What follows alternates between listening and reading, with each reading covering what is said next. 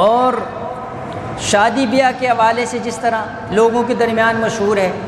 البدایہ والنہایہ بڑی کتاب ہے، کئی جلدوں کے اندر ہے۔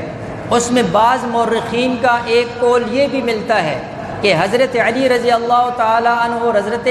فاطمہ رضی اللہ تعالی عنہا کا جو نکاح تھا وہ بھی صفر کے مہینے کے اندر ہوا۔ 3 قسم کی روایتیں تاریخ کے اندر آتی ہیں، ان دونوں کا نکاح محرم کے اندر ہوا یا ذیقعد کے اندر ہوا یا صفر کے اندر ہوا۔ لہٰذا یہ تینوں باتیں تاریخ سے جو ہے تینوں روایتیں آتی ہیں۔ بہرحال اس سے ایک تو یہ پتہ چل گیا کہ جو یہ کہتا ہے کہ اس مہینے کے اندر کوئی خوشی نہیں کرنی چاہیے تو یہ بھی شریعت کے خلاف ہے۔ اور اسی طرح اس مہینے کے آخری بدھ کے حوالے سے لوگوں کے درمیان ایک مشہور یہ ہے کہ اللہ کے نبی علیہ الصلاۃ والسلام کو صحت ہوئی اور آپ علیہ الصلاۃ والسلام نے غسل فرمایا، اور پھر اس غسل کی اور اس صحت کی خوشی کے اندر بعض لوگ کچھ چیزیں پکا کر تقسیم کرتے ہیں، بعض اس کو جو ہے چوری روزہ کا نام دیتے ہیں، اور بعض کہتے ہیں کہ جی نفلی روزہ رکھو۔ تو اب اس نفلی روزہ تو نہیں رہا، اور وہ چیزیں میٹھی روٹیاں پکا کر اس کی چوری بنا کر وہ سمجھتے ہیں کہ اللہ کے نبی علیہ الصلاۃ والسلام نے اور اس وقت ایسا ہوا تھا۔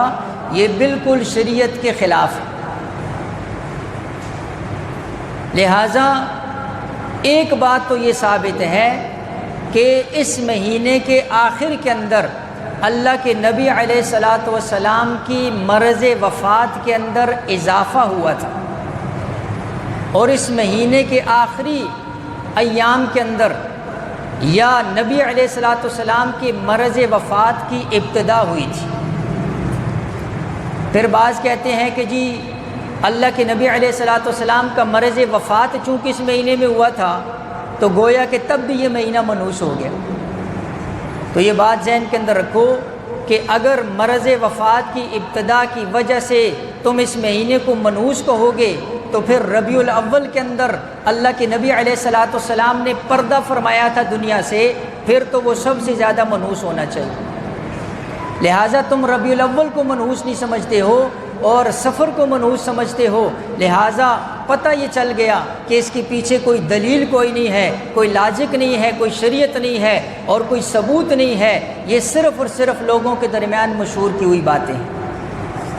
اس لیے اپنے آپ کو جو ہے اس قسم کے عقائد سے اپنے آپ کو بچانا چاہیے۔